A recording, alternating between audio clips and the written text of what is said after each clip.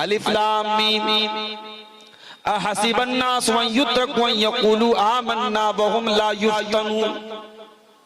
ऐ लोगों, क्या तुमने ये समझ के रखा है कि तुम ईमान ले आए, तुमने कलमा पढ़ लिया, अब तुमको आजमाया नहीं जाएगा, तुमको छोड़ दिया जाएगा? ऐसा होने वाला नहीं है। वलक़द फ़तन्नल्लज़ीना मिन क़ब्लिहिम फ़लयअलमन्नल्लाहुल्लज़ीना सदक़ू वलयअलमन्नल काज़िबीन। हर दौर में हमने ईमान वालों को आजमाया है, हमने सच्चों को झूठों से अलग किया है, हमने खरे को खोटे से अलग किया है। हिंदुस्तान के मौजूदा हालात ये फिल्टर का काम करेंगे, ये खरे और खोटे को अलग करेंगे, ये हालात बताएंगे कौन अपने ईमान में मजबूत है और कौन हालात के तहत समझौता कर लेता है। आप ईमान छोड़ दीजिए, सारी दुश्मनी आपसे खत्म हो जाएगी। आप इस्लाम छोड़ दीजिए, लोग आपको गले लगाने को तैयार है। आपकी मुसलमान लड़कियों को फंसाने के लिए, उनको इस्लाम से दूर करने के लिए बाकायदा पैकेज दिए जा रहे हैं कि भाई इतनी मुसलमान लड़कियों को फंसाओ, हम इतना पैसा देंगे, सरकारी नौकरी देंगे, ये देंगे वो देंगे, पैकेज दिए जा रहे हैं। तो ये काम आसान नहीं है मेरे प्यारे साथी। याद रखो मेरे प्यारे साथियों, इतने नाजुक हालात में भी अल्लाह के नबी की नसीहत याद रखना, इहफ़ज़िल्लाह तजिदहु तुजाहक। अल्लाह को याद रख, अल्लाह तेरे सामने मौजूद होगा, अल्लाह तेरी मदद के लिए मौजूद होगा। जितने भी नाजुक हालात आ जाएं, क्या अल्लाह के नबी के ऊपर गारे सौर में जो हालात आए थे, क्या वो नाजुक हालात नहीं थे? आप अपने यारे गार के साथ हजरत अबू बकर सिद्दीक के साथ गारे सौर में ठहरे हुए हैं और दुश्मन बिल्कुल करीब पहुंच चुका है, इतना करीब पहुंच चुका है। हजरत अबू बकर सिद्दीक कहते हैं, अल्लाह के नबी, लौ नज़रा अहदुहुम तहता क़दमैहि लअबसरना। अगर उन्होंने जरा सा नीचे देख लिया, हम पकड़ लिए जाएंगे, हम गिरफ्तार हो जाएंगे। ऐ अल्लाह के नबी, हमें कौन बचाएगा? आपने बड़े इत्मीनान से जवाब दिया, ऐ अबू बकर, ला तहज़न इन्नल्लाह माना। ऐ अबू बकर डरो नहीं, ऐ अबू बकर घबराओ नहीं, अल्लाह हमारे साथ है, अल्लाह हमारे साथ है। हम अल्लाह के दीन के लिए निकले, अल्लाह के काम के लिए निकले, अल्लाह जरूर हमारी मदद करेगा। आपकी जिंदगी में नमाज नहीं है, आपकी जिंदगी में अल्लाह का डर नहीं है, आप 24 घंटे में 1 घंटा अल्लाह को दे, अल्लाह के दीन को देने के लिए तैयार नहीं है। आप जलसे में भी आते हैं, मटर गश्ती में ज्यादा वक्त गुजारते हैं, पिंडाल के नीचे बैठकर कुरान और सुन्नत की बातें सुनना आपके लिए मुश्किल है। आपके मोबाइल पर गाने भरे पड़े हैं, आप ईयरफोन लगा के म्यूजिक सुन रहे हैं। जब आप अल्लाह से दूर हैं, जब आपकी जिंदगी अल्लाह से दूर है, मेरे प्यारे भाइयों, फिर अल्लाह की मदद कहां से आएगी? नबी ने उसूल बता दिया, इहफ़ज़िल्लाह तजिदहु तुजाहक। अल्लाह को याद रख, अल्लाह तेरे सामने। ये बात अल्लाह के नबी 8 साल के बच्चे को सिखा रहे हैं। और अगला जुमला सुनिए, अल्लाह के प्यारे नबी फरमाते हैं, वालम अन्नल उम्मता लविज्तमात अला अन यनफऊका बिशैइन ला यनफऊका इल्ला बिशैइन क़द कतबहुल्लाहु लक। ऐ मेरे बच्चे, सारी दुनिया मिलकर के अगर तुझे कोई फायदा पहुंचाना चाहे, तेरा कोई फायदा नहीं पहुंचा सकती सिवाय उसके जो तेरे मुकद्दर में लिखा है। हमारी मस्जिदें बन गई, हमारी ईदगाह बन गई, हमने कागज क्यों नहीं ठीक किया? हमने ये सोचा साहब फला की सरकार है, वो हमारे बड़े फेवर में है, बड़े हमारे हक में है, हमें जरूरत नहीं है। आपने ये क्यों भूल गए आप कि इस मुल्क में आपको जो काम करना है कानून और संविधान के दायरे में करना है। और अभी 5 दिसंबर की लास्ट डेट है, तमाम वक्फ की जितनी प्रॉपर्टीज हैं उसको पोर्टल पे चढ़ाने के लिए मुसलमान अभी भी चादर तान के सोया हुआ है। कितनी मस्जिदें हैं, कितने कब्रिस्तान हैं, कितनी ईदगाहें हैं, अभी तक उनका कोई डाटा पोर्टल पे चढ़ाया नहीं गया है। और जो मुतवल्ली है, जो जिम्मेदार है, वो आराम से सो रहा है। सरकार ने क्लियर कर दिया 5 तारीख के बाद हम कोई इस बारे में सुनवाई नहीं करेंगे। तो भाइयों, आप बीमार होते हैं तो या अल्लाह शिफा दे दे, या अल्लाह शिफा दे दे, या अल्लाह शिफा दे दे। ये वजीफा पढ़ने से आप ठीक नहीं होते। आप डॉक्टर के पास जाते हैं, दवा लेते हैं, इलाज कराते हैं, उसके बाद आप अल्लाह से कहते हैं अल्लाह तू शिफा दे। आप रोजी रोटी कमाने के लिए दुकान खोलते हैं, शटर खोलते हैं, काउंटर पे बैठते हैं, उसके बाद अल्लाह से दुआ करते हैं अल्लाह कस्टमर भेज दे, मेरी रोजी में बरकत दे दे, तब अल्लाह तबारक व तआला आपको रोजी देता है। दुनिया दारुल असबाब है। आप यहां चुपचाप हाथ पैर के तोड़ के बैठ के दूसरों के भरोसे रहेंगे तो ये दुनिया, याद रखिए, ये दुनिया का उसूल है, ये दुनिया दूसरों को कुचल करके आगे बढ़ना जानती है। अल्लाह के नबी हमें एक उसूल बता रहे हैं कि अगर अल्लाह तबारक व तआला ने आपके मुकद्दर में कोई फायदा लिखा है तो दुनिया की कोई ताकत रोक नहीं सकती है। और सारी दुनिया मिल करके अगर आपको कोई नुकसान पहुंचाना चाहे, कुछ बिगाड़ना चाहे, ला यज़ुर्रुका इल्ला बिशैइन क़द कतबहुल्लाहु अलैक, आपका कोई नुकसान नहीं पहुंचा सकती आपको सिवाय उसके जो अल्लाह ने आपके मुकद्दर में लिखा है। आप अपनी मजबूती कर लीजिए, अपने हालात को ठीक कर लीजिए, अपनी तमाम चीजों को दुरुस्त कर लीजिए। उसके बाद भी अगर कोई इस मुल्क के नागरिकों को इस मुल्क से निकालने की बात करेगा तो फिर उसके बाद हम देखेंगे कि हमें कौन सा कदम उठाना है। जाहिर है कि हम इतने बुज़दिल और कमजोर भी नहीं है कि हमारी जानो माल और हमारी इज्जत व आबरू पर हमला हो और हम खामोश बैठे रहें। ये तो नहीं हो सकता। अल्लाह के प्यारे नबी सल्लल्लाहु अलैहि वसल्लम ने अगर कोई इंसान अपने सेल्फ डिफेंस में, अपनी आत्मरक्षा में अगर कोई लड़ते हुए मर जाए, अल्लाह के नबी ने उसे शहीद का दर्जा दिया। मन कुतिला दूना नफ्सिही फहुवा शहीद, मन कुतिला दूना मालिही फहुवा शहीद। जो अपने माल को बचाने के लिए अपनी जान की हिफाजत करते हुए अगर कत्ल हो जाए तो अल्लाह के नबी ने उसको शहीद का दर्जा दिया है। तो इस्लाम आपको बुज़दिली नहीं सिखाता है, माफ कीजिएगा। और ये जो कलमा हम पढ़ते हैं, कलमा तौहीद ला इलाहा इल्लल्लाह, ये कलमा भी हमें बहादुर बनाता है।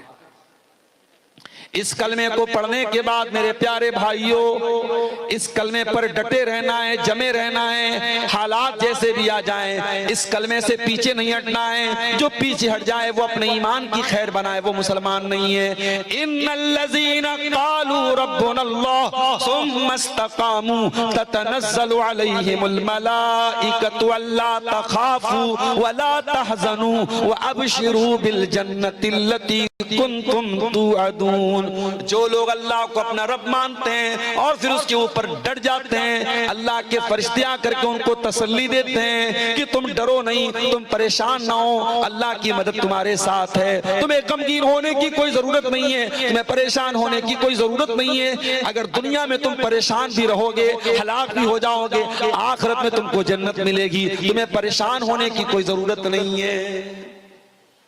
मेरे प्यारे भाइयों, हजरत बिलाल को कौन भूल सकता है। उनका मालिक उमैया बिन खल्फ उनको तपती रेत में लिटा दिया करता था, सीने पर गर्म पत्थर रख देता था और उनको वार्निंग देता था, ऐ बिलाल हम तुझे टॉर्चर करना बंद कर देंगे, हम तुझे तकलीफें देना बंद कर देंगे, हम तुझे सताना बंद कर देंगे। ऐ बिलाल बस तू मोहम्मद के दीन को छोड़ दे, तू इस्लाम को छोड़ दे, तू तौहीद को छोड़ दे।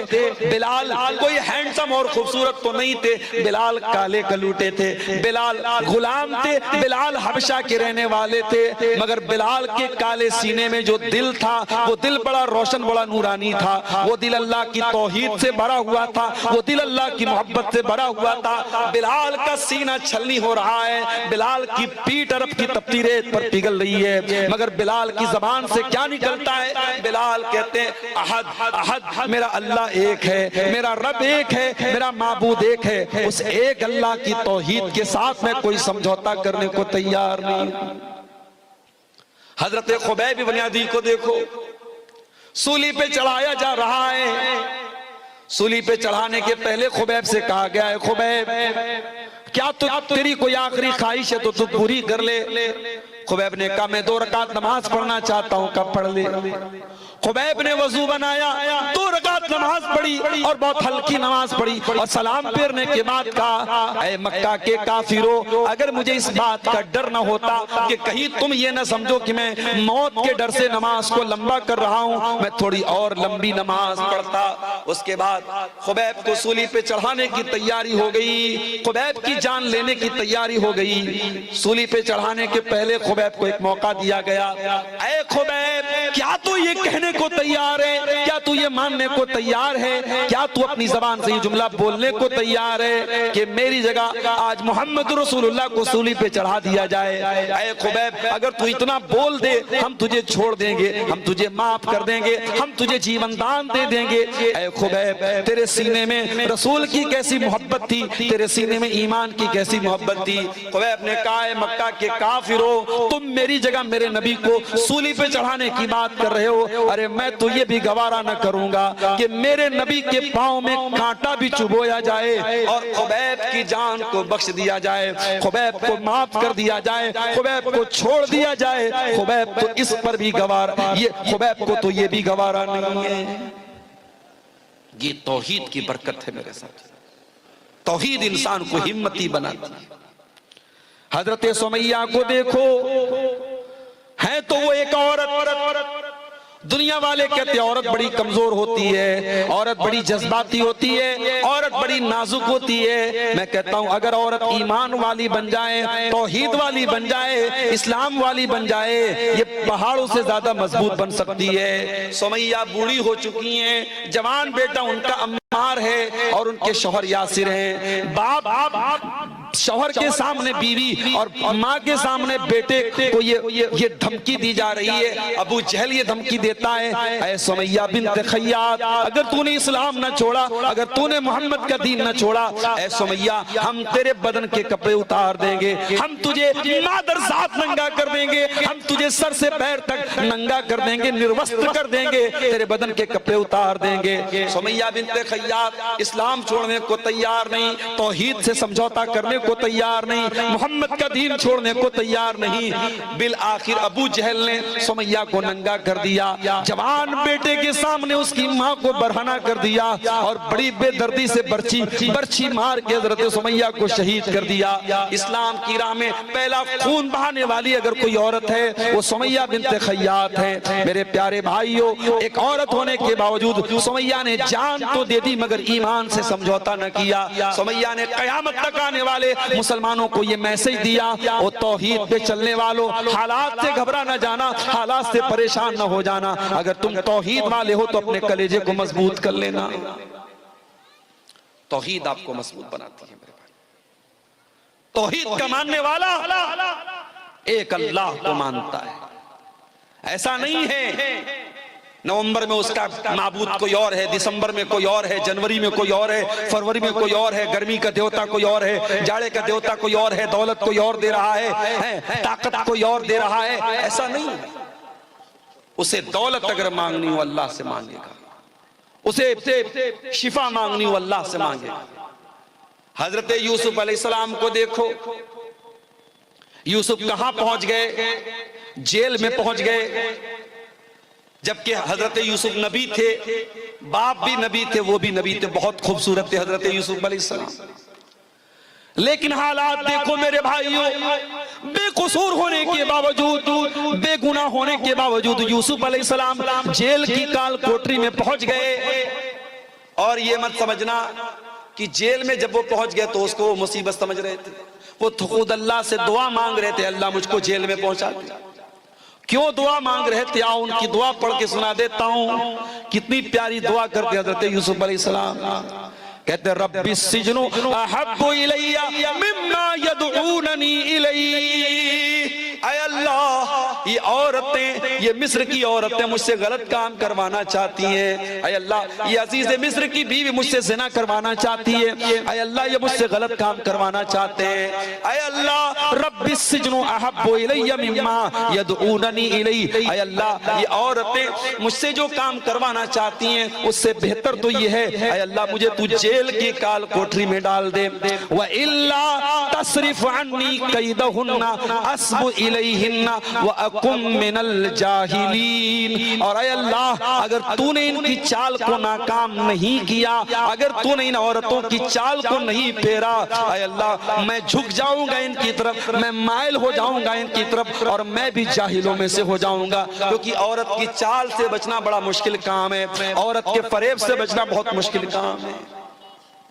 अगर यूसुफ अलैहिस्सलाम जैसे पैगंबर को इस बात का डर है कि औरत के फंदे में वो न फंस जाएं, तो आज के कमजोर ईमान वाले नौजवानों, आप अपने दामन को भी बहुत बचा के रखिए। जमाना बहुत नाजुक है, औरत का फितना बड़ी तेजी से समाज में फैल रहा है। मैं माफ कीजिए अगर हमारी माएं बहनें सुन रही हैं, मैं जब औरत का लफ्ज बोल रहा हूं तो कोई ये ना समझे कि मैं तमाम औरतों को जिम्मेदार करार दे रहा हूं इन हालात का, नहीं। लेकिन ये अल्लाह के नबी की हदीस भी है कि दुनिया का सबसे बड़ा फितना, इस उम्मत के मर्दों के लिए सबसे बड़ा फितना औरत का फितना है। और ये औरत कब फितना बनती है? जब इस्लाम से दूर होती है, जब दीन से दूर होती है, जब बेहया होती है, जब बदचलन होती है, जब ये खूबसूरत कपड़े पहनकर मेकअप करके सज के संवर के अपने हुस्न की नुमाइश करती है, तभी औरत फितना बनती है। और यही औरत अगर इस्लाम के दायरे में रहे तो दुनिया की सबसे बड़ी नेमत बन जाती है। अल्लाह के नबी ने फरमाया, दुनिया का सबसे बड़ा खजाना तीन चीजें हैं, तीन चीजों को खजाना बना लो, तीन चीजों को स्टोर कर लो, तीन चीजों को अपने घर में बचा के रख लो, कल्बन शाकिरा व लिसानन ज़ाकिरा व ज़ौजतन मुमिनतन तुईनुहु अला अम्रिल आखिरा। अपने सीने में ऐसा दिल पैदा कर लो जो अल्लाह का शुक्र अदा करने वाला हो, अपने मुंह में ऐसी जबान पैदा कर लो जो अल्लाह का जिक्र करने वाली हो, और ऐसी औरत अपने घर में लेके आ जाओ जो दीनदार हो और दीन में तुम्हारी मदद करे, दीन के कामों में तुम्हारी मदद करे। मेरे प्यारे साथियों, हजरत यूसुफ अलैहिस्सलाम उस औरत के फितने से बचने की दुआ करते और कहते हैं, अल्लाह मुझे तू जेल में पहुंचा। अल्लाह ने यूसुफ अलैहिस्सलाम की दुआ कबूल कर ली। यूसुफ बेगुनाह थे, फिर भी जेल में पहुंच गए। और जेल में पहुंचने के बाद यूसुफ अलैहिस्सलाम आराम से नहीं बैठ गए। हम और आप होते तो जेल में पहुंच करके आंसू बहाते, हम कहां चले आए। न तो घर के जैसा बिस्तर है, न तो घर के जैसा खाना है, न माँ है पास में, न बाप है पास में। और यूसुफ नबी के बेटे हैं, पैगंबर के बेटे हैं, बड़े बाप के बेटे हैं, बड़े नाज़ो नेमत से उनको पाला गया था। और आज कहां पहुंच गए? कैद खाने में पहुंच गए। कोई अपराध भी नहीं किया, कोई कसूर भी नहीं है, लेकिन यूसुफ अलैहिस्सलाम जेल की काल कोठरी में पहुंचने के बाद भी अपने मिशन को नहीं भूलते हैं।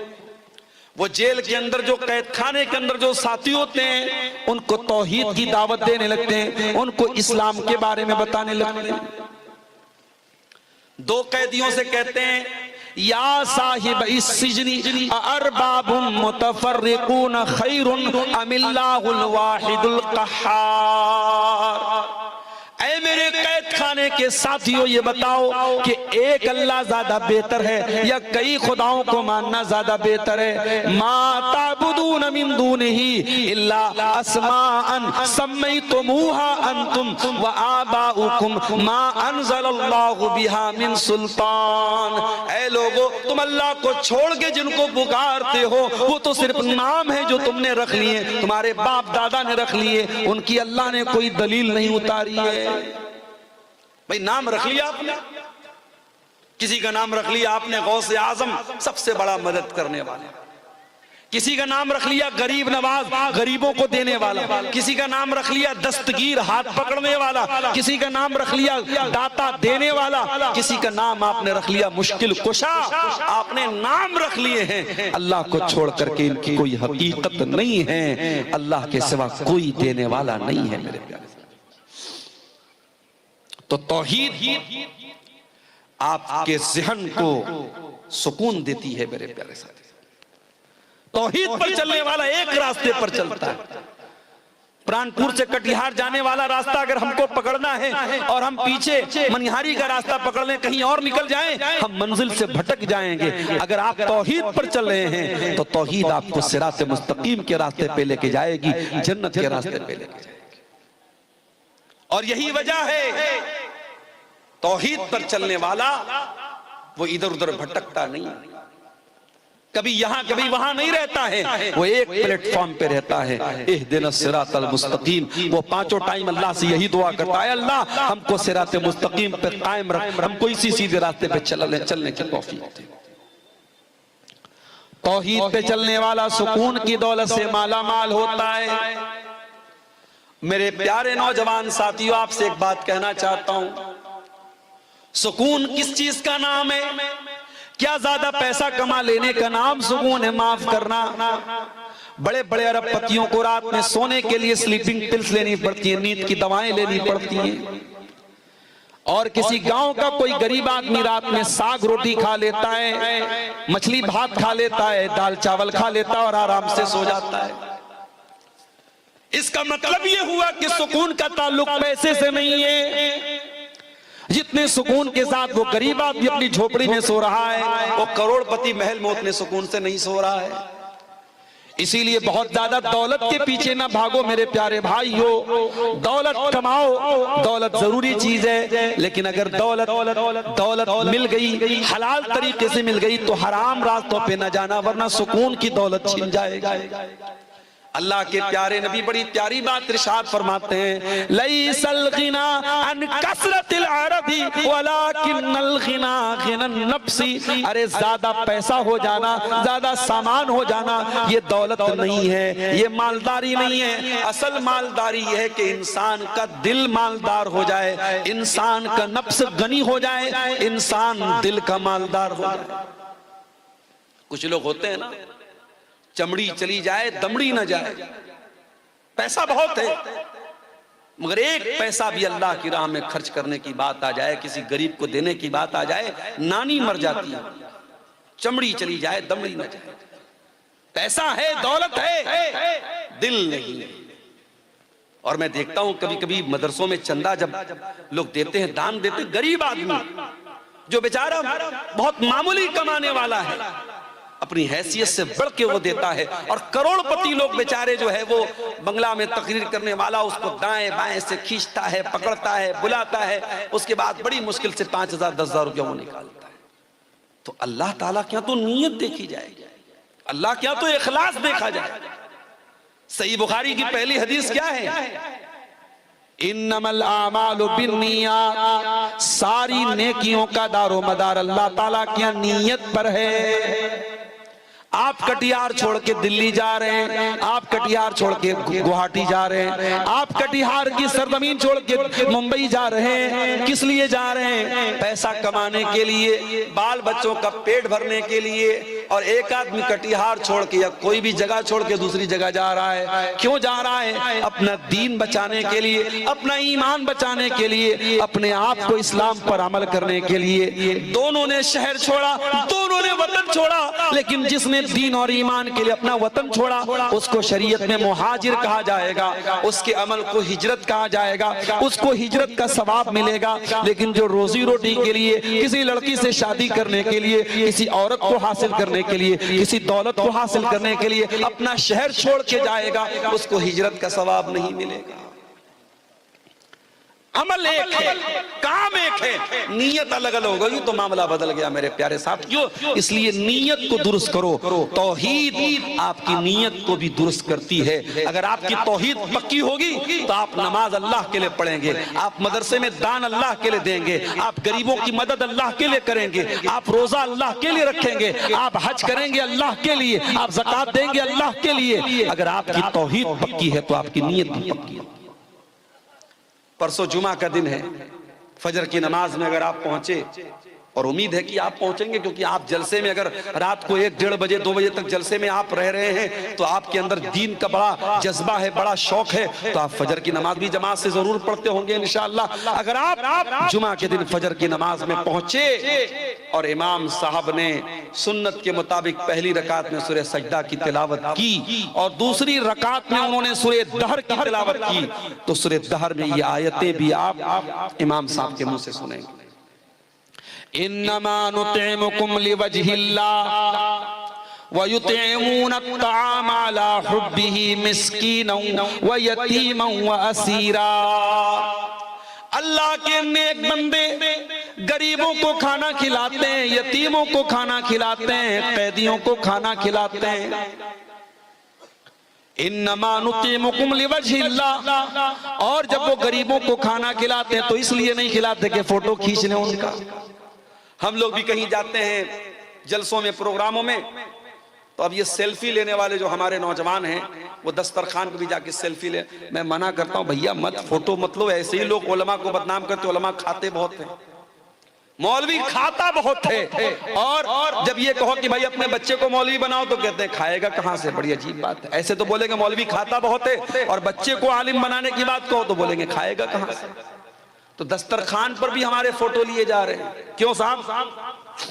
स्टेटस पे लगाएंगे, मोबाइल पे लगाएंगे, फेसबुक पे डालेंगे, अब्दुल गफ्फार साहब देसी मुर्गा खा रहा है।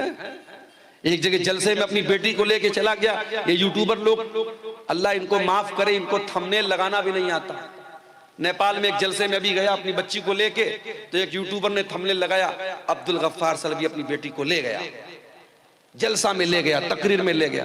अरे भाई ले गए बोल दो भाई, क्या मतलब जबान ऐसी हो चुकी है कि वो समझ में नहीं आता कि उनको हिंदी में क्या लिखना चाहिए। तो खाना आदमी खा रहा है, उसका भी लोग फोटो ले रहे हैं। फोटो तो ठीक है, मैं उसको हराम नहीं मानता, लेकिन बिला वजह बिला जरूरत आप कम से कम उलमा को खाने के टाइम तो बख्श दो भाई।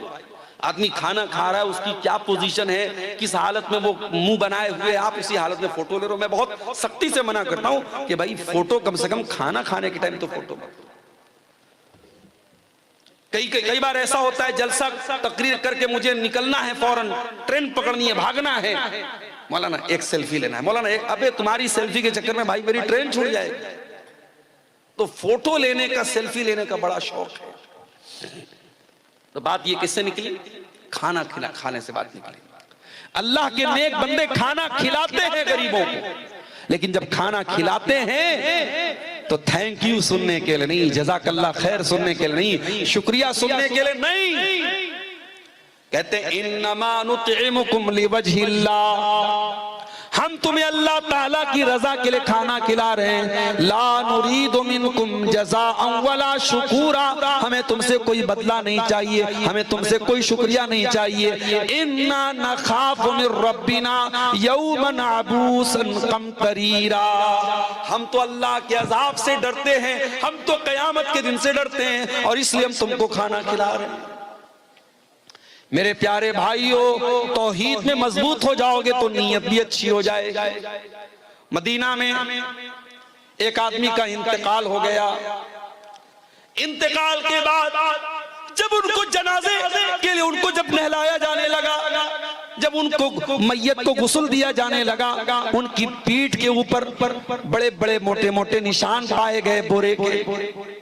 नहलाने वालों ने कहा ये तो बहुत बड़ी हस्ती थी, ये तो अल्लाह के नबी के अहले बैत में से थे, अल्लाह के रसूल के घर वालों में से थे, ये तो नबी के नवासे के बेटे थे।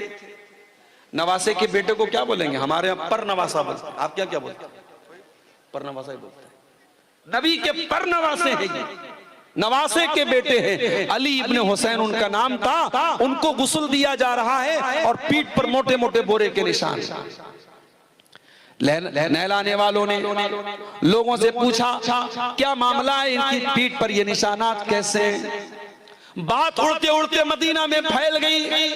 मदीना के कुछ गरीब घरों तक ये बात पहुंची। उन गरीबों ने आकर के कहा अल्लाह की कसम हमें पता चल गया इनकी पीठ पर ये मोटे मोटे निशान क्यों हैं। कहा महीने की पहली तारीख आती थी, हर महीने की पहली तारीख को हमारे घर का महीने भर का राशन अल्लाह का कोई नेक बंदा बोरे में भर के अपनी पीठ पे लाद के महीने की पहली तारीख को हमारे घरों पे पहुंचा दिया करता था। रात के सन्नाटे में वो आता था, हमें पता भी नहीं चलता था वो अनाज लाने वाला कौन है, वो राशन लाने वाला कौन है। और ऐसा एक नहीं, कई परिवारों के साथ ऐसा हो रहा था, कई फैमिली के साथ ऐसा हो रहा था। आज अली बिन हुसैन की पीठ पर पाए जाने वाले इन निशानों ने उनकी छुपी हुई नेकी को आम कर दिया। जिस नेकी को उन्होंने जिंदगी भर छुपा करके रखा, आज उनकी नेकी दुनिया के सामने आ गई और दुनिया को पता चल गया कि मदीना के उन गरीब परिवारों को खाना पहुंचाने वाला, राशन पहुंचाने वाला और अनाज पहुंचाने वाला कोई और नहीं, नबी के अहले बैत का एक फर्द था, अली बिन हुसैन। ये इखलास होता है मेरे प्यारे साथियों, तौहीद की बरकत से आपके अंदर इखलास आता है। अगर आप तौहीद में पक्के हो जाएंगे, अल्लाह ताला आपको सुकून की दौलत भी देगा। वही सुकून जिस सुकून को तलाश करने वाले आज कहां कहां तलाश कर रहे हैं। ये शराबी शराब क्यों पी रहा है, ये जिना करने वाला जिना क्यों कर रहा है, ये लड़कियों से चैटिंग क्यों कर रहा है, ये पाउडर के जरिए ड्रग्स क्यों ले रहा है। इन तमाम लोगों से पूछ तो कहते हम तो सुकून के लिए ऐसा कर रहे हैं। शराब पीने वाला सुकून के लिए शराब पी रहा है, सिगरेट पीने वाला सुकून के लिए सिगरेट पी रहा है, खैनी खाने वाला सिगरेट के लिए सुकून के लिए खैनी खा रहा है। यानी जितने ये नशे की चीजें हैं ये सब सुकून के लिए कर रहा है। ऐ सुकून की तलाश में ये हराम काम करने वालों, ऐ शराब में डूबे इंसानों, ऐ नशे की लत में मुब्तला नौजवानों, ऐ लड़कियों से चैटिंग करके अपने आप को सुकून पहुंचाने का ख्वाब देखने वालों, आओ कुरान तुमको बताता है सुकून कहाँ मिलेगा। कुरान तुमको नुस्खा बताता है, कुरान तुमको तरीका बताता है। अला बिज़िक्रिल्लाहि तत्मइन्नुल कुलूब। मेरे बंदो तुम्हें सुकून मिलेगा तो अल्लाह के जिक्र में मिलेगा, तुम्हें सुकून मिलेगा तो अल्लाह के कलाम में मिलेगा, तुम्हें सुकून मिलेगा तो अल्लाह को याद करके मिलेगा। आज कितने मुसलमान हैं उनके घर में 24 घंटे में एक बार कोई अल्लाह का नाम लेने वाला नहीं, कोई एक आदमी भी नमाज पढ़ने वाला नहीं, कोई एक औरत भी कुरान पढ़ने वाली नहीं।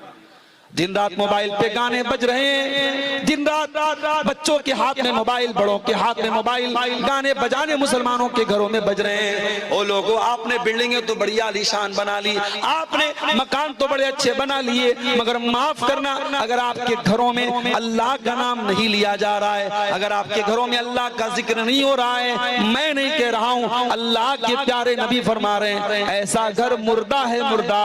आपने फरमाया मसलुल बैत युज़करुल्लाहु फीही वल बैतिल्लज़ी ला युज़करुल्लाहु फीही मिस्लल हय्य वल मय्यित। जिस घर में अल्लाह का नाम लिया जाए वो घर जिंदा है, और जिस घर में अल्लाह का नाम ना लिया जाए वो घर मुर्दा है।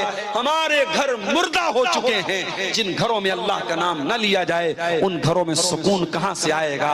अगर आज बच्चे माँ बाप की बात नहीं मानते, माँ बाप बच्चों के साथ नाइंसाफी कर रहे हैं, भाई भाई से लड़ाई कर रहा है, देवरानी जेठानी में आज अगर झगड़े हो रहे हैं, ननद और भाभी में झगड़े हो रहे हैं, तो मेरे प्यारे साथियों घर में सुकून आए तो कहां से आए, बरकत आए तो कहां से आए। बरकत का तो तरीका हमने खो दिया है, सुकून का तरीका हमने खो दिया है। कुरान कहता है अला बिज़िक्रिल्लाहि तत्मइन्नुल कुलूब, आओ अल्लाह के जिक्र से तुमको सुकून मिलेगा। अभी मैं आज एक साइंसदान के बारे में पढ़ रहा था। थाईलैंड की एक यूनिवर्सिटी चियांग माऊ एक यूनिवर्सिटी है, उसमें एक प्रोफेसर हैं जो एनाटॉमी के प्रोफेसर हैं, और उनका नाम क्या है? उनका नाम है तेजा तेलाक। वो थाईलैंड के हैं, थाई प्रोफेसर है, एनाटॉमी के वो प्रोफेसर है। और वो एनाटॉमी का मतलब होता है इंसान के बदन की जो पार्ट्स ऑफ बॉडी हैं, जो शरीर के जो अंग हैं, उस पर वो रिसर्च करते हैं, उसके बारे में वो तहकीक करते हैं। थाईलैंड की उस यूनिवर्सिटी के प्रोफेसर साहब ने जब तहकीक करना शुरू किया, रिसर्च करना शुरू किया, एक सवाल बार बार उनको डिस्टर्ब कर रहा था कि इंसान की बॉडी में जो दर्द होता है उस दर्द को बदन का कौन सा हिस्सा रिसीव करता है। इंसान की बॉडी में वो जो दर्द होता है, जो पेन होता है, उस दर्द को बॉडी कैसे फील करती है, बॉडी कैसे महसूस करती है? सबसे पहले बॉडी का कौन सा ऐसा अंग है जो दर्द को फील करता है? डॉक्टर साहब परेशान थे, प्रोफेसर साहब परेशान थे। अचानक किसी ने एक दिन उनको कुरान दे दिया। कुरान पढ़ते हुए सूरह निसा की आयत उनकी आंखों से गुजरी। अल्लाह ने फरमाया अल्लाह ने फरमाया कुल्लमा नज़िजत जुलूदुहुम बद्दलनाहुम जुलूदन गैरहा। जब जहन्नमी जहन्नम में डाले जाएंगे, उनके बदन की चमड़ी जल जाएगी, खराब हो जाएगी, हम नई चमड़ी चढ़ा देंगे, हम नई चमड़ी चढ़ा देंगे ले यज़ूक़ुल अज़ाब, ताकि बार बार वो अजाब का मजा चखें, उनको अजाब का दर्द फील हो, उनको अजाब का दर्द महसूस हो। प्रोफेसर साहब ने जब कुरान की आयत पढ़ी, उन्होंने कहा इसका मतलब ये हुआ कि शरीर में अगर कोई अंग है जो दर्द को सबसे पहले फील करता है, सबसे पहले रिसीव करता है, तो वो इंसान की स्किन है, इंसान की चमड़ी है, इंसान की त्वचा है। डॉक्टर साहब ने, वीडियो मौजूद है यूट्यूब पर, आप जाके देख लीजिए। सऊदी अरब में एक बहुत बड़ी कॉन्फ्रेंस हुई और उस कॉन्फ्रेंस में खड़े होकर के उन्होंने इस्लाम कबूल किया, ला इलाहा इल्लल्लाह मुहम्मद रसूलुल्लाह का कलमा पढ़ा, और उन्होंने कहा 1400 साल पहले अरब के एक उम्मी को ये बात किसने बताई, जो मेरी पूरी जिंदगी की रिसर्च का निचोड़ है, पूरी जिंदगी मेहनत करने के बाद और तहकीक करने के बाद जो बात मैं बता रहा हूं, कुरान हकीम 1400 साल पहले वो बात कैसे बता रहा है। इसका मतलब ये कुरान अल्लाह का कलाम है। मेरे प्यारे साथियों, आज अगर आप तौहीद पर पक्के हो जाएं, आप अल्लाह का जिक्र और कुरान अगर आप पढ़ना शुरू करें, आप जब बड़े बड़े प्रोफेसर और बड़े बड़े पढ़े लिखे लोगों के दिल की दुनिया बदल गई, आपके दिल की दुनिया भी बदल जाएगी। मगर हमारा दिल का आलम ये है, हमारा दिल बड़ा कठोर हो चुका है मेरे साथी, ये दिल बड़ा सख्त हो चुका है, ये दिल बड़ा कठोर हो चुका है। कुरान कहता है लौ अंजलना हाज़ल कुरान अला जबल, इस कुरान को हमने किसी पहाड़ के ऊपर भी उतारा होता तो पहाड़ भी अल्लाह के खौफ से रेजा रेजा हो जाता।